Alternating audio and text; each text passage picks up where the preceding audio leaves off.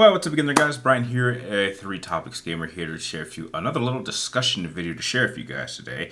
Now, to kind of follow up on my previous video, kind of talking about the whole Resident Evil controversy. Now, there is no official stick on whether or not we will get a Resident Evil 5 remake. However, after the events of the remake of the fourth game, which I didn't play, but I do know exactly how the ending plays out, it does kind of hint that we probably may more than likely go into a Resident 5 remake. Now, personally, I think that they should take a break and venture into Code Veronica first, then go into 5. But if there has to be a remake to Resident Evil 5, I think that a number of changes could actually provide an opportunity to actually make some improvements. Not necessarily change it in a massive way to the point where it doesn't feel anything like classic Resident Evil 5 game, but just I think these improvements and additions could actually do something that in my case is kind of rare to do, and that's actually be a major improvement on the original. Not so much change it completely, but just make some slight changes and maybe it can be an even better game. So here are just 5 ideas that I think that a Resident Evil 5 remake could use to be a much better game than the original. So if you do happen to enjoy this video by the end, please do not forget to like, share, and subscribe. You can check me out on my future videos. And remember, if you guys have any ideas for future rankings or discussion videos, just topic videos in general, please let me know in the comments down below, and I will be sure to get it up as soon as I can and to be sure to give you a shout out. So starting off with the first idea, I think that a Resident Evil 5 game remake has to improve upon is the automatic partner AI. Now, this was apparently an issue even back in 2009, and from my personal experience, the AI for Sheva was never nearly as bad as the AI for Chris. Chris's AI was considerably worse. However, in some cases, I don't necessarily think the AI was entirely awful. From my experience, the AI was never responsible for me dying, or it never stopped me from progressing through the game. It was just kind of its performance and critical situations and its lack of performance that kind of made it just a little bit of a burden while playing solo, which is why, Resident Evil 5 is obviously best played when you play with friends.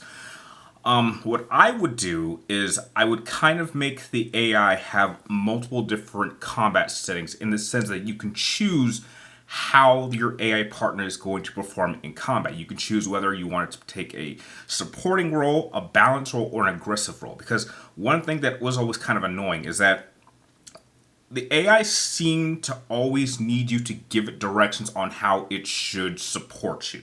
For example, let's say that Sheva picked up a green herb and a red herb. Well, naturally, you would want to mix the two.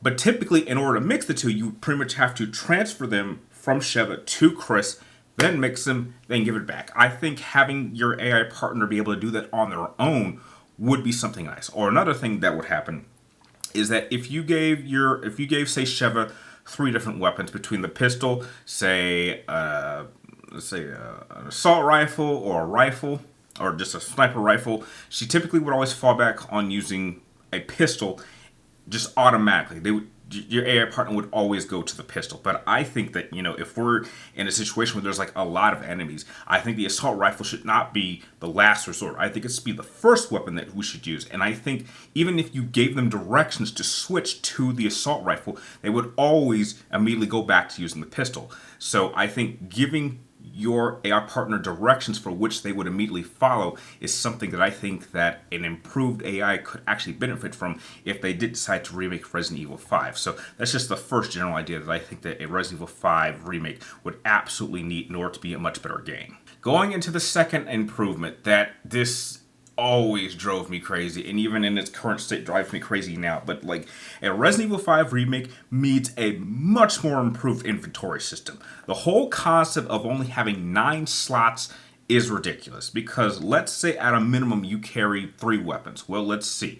3 weapons will take up 3 slots, plus you need ammo for each of those individual weapons. And since you really can only carry, say, 1 complete set of ammo, it means that right out of the top of the gate, you're down to only 3 different items. So you might want to carry 1 herb, maybe a grenade, maybe some extra ammo, and I do not think that is anywhere near enough, because some people want to carry 4 weapons. So if you want to go in that direction, then you have to at least give us, either stick with 9 and give us the ability to, upgrade and have more space for more objects, or just give us more space, or give us a suitcase like in Resident Evil 4. Do that. I don't think, or if you're gonna stick with having the analog buttons be the settings for which we can quick switch to different weapons, then have it go to a suitcase and then have weapons, and you can assign them specific buttons that we can quickly switch to instead of having to always just go into like example of Resident Evil 4. You would actually have to pause the game, go into your suitcase,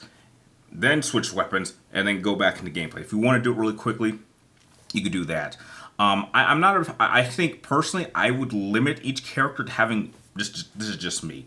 I would limit each character having only 3 weapons at a time. I think that system might actually help to increase kind of the survival aspect. I mean, this is primarily an action-focused game, but I think limiting each player to 3 different weapons, meaning you can only really use what you can physically see them carrying, because something like Mass Effect, I think might actually help with the teamwork, because then you pretty much give each member specific jobs in current situations. So like maybe Chef will carry like a pistol, a rifle, and a shotgun, and maybe Chris will carry like a pistol, a machine, like a grenade launcher, and I don't know, like an automatic or an Uzi or something, so that each member is kind of responsible to take the lead in certain situations. I think something like that would help. But overall, inventory, just give us either, if you're going to stick with 9, at least give us the ability to increase the amount of items we can carry at any one time than just 9 throughout the whole game. Because I always thought that was ridiculous. And that was something that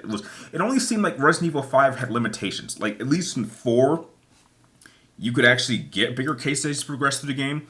And then in Resident Evil 6, like, you just had a massive arsenal of weapons. Like, it didn't have an inventory system at all. It just lets you carry whatever weapons you picked up over the course of the game. So, perhaps I don't want something like that, but like maybe something in the middle. So just overall, just a better inventory system is just something that we need. So that's number 2 on my list. Number 3 on my list is to have extended DLC content. Now, when you're finished with the primary game for Resident Evil 5, there are 2 story DLCs in the form of The Lost Nightmare and The Desperate Escape.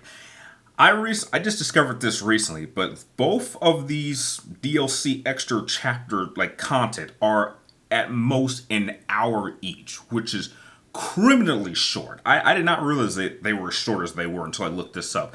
So if you're going to add this DLC content, I think it needs to be greatly expanded. I mean, look at the separate way side story for Ada Wong. I think the original time link was like somewhere between like 3 hours to 3.5 hours, and I think the remake kind of bumped it up to 5 hours.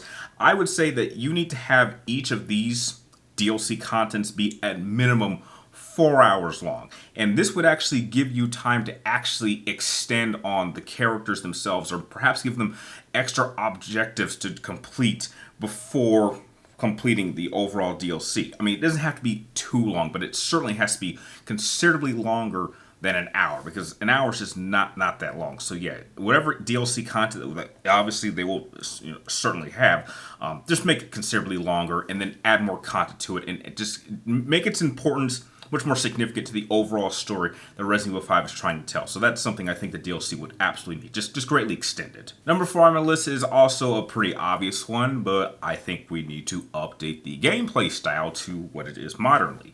The one thing I appreciate that Resident Evil 5 had that took from Resident Evil 4 is that it does have the sort of stop and shoot system using the tank controls without the fixed camera angles, because I always hate the fixed camera angles with the tank controls. So it very much kept that present. And it wouldn't be till Resident Evil 6 that you would actually have the ability to kind of move around and shoot. Because let's be honest, if there's something charging or running at you, you're not going to just stand in one spot and shoot. I know that may sound good in the survival aspect, because it's the whole concept of you're going to stand your ground and deal with a threat, but realistically, you're going to want to move around. You want to be able to either move forward, move side to side if they're trying to shoot you, especially for enemies that are shooting at you. You don't want to be just staying in one spot. You want to have the ability to move. And yeah, that might kind of venture more into the action aspect or action style that people were complaining about, but maybe you should embrace that. And trust me, you can use the whole move and shoot aspect in a horror setting pretty effectively. Dead Space was doing that long before Resident Evil did,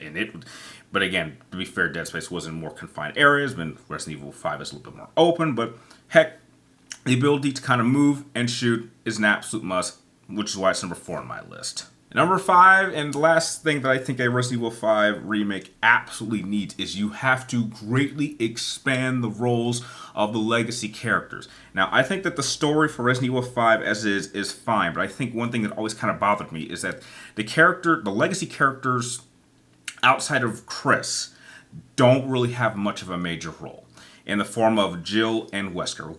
It's actually pretty late into the game until we actually see Wesker. I mean, Wesker's in charge of everything, but I just wish that his role had been more important. His role really doesn't start forming until I'd say about chapter 4 to 5, and that's really where he takes the foreground. And then the same thing with Jill. Like Jill, as kind of the hooded figure, pops up every once in a while, and even when you do ultimately know that that is Jill, she's really not that present. She shows up like once or twice, infects or gives someone those little cylinder things that has the Ouroboros virus, and then she just leaves. Make her a much more threatening presence. I mean, could you imagine if there was like a scenario where that hooded figure would just kind of pop up randomly and like take shots at you or try to slow you down, kind of Nemesis style, but because it's just like a human target, you're not exactly sure where they're going to come from, so it kind of keeps you always on your toes. I mean, something like that I think would be helpful. And Wesker, I mean, come on. Wesker's the big bad of the Resident Evil franchise, and yet his role, despite him being the big bad of the game, kind of felt he didn't really have much screen time. I think he needs to be absolutely more present. He needs to be more active.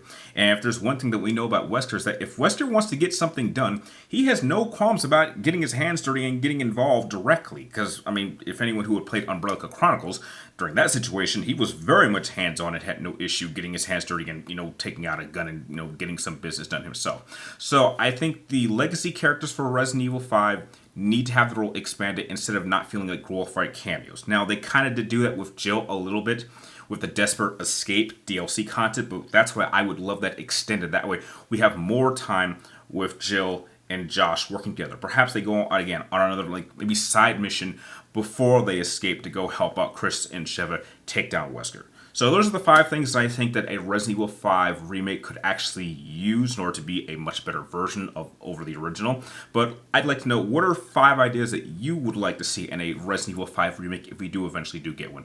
Share the ideas with me and everyone else in the comments down below. And like always, thank you guys for watching. You're awesome, and I'll see you next time.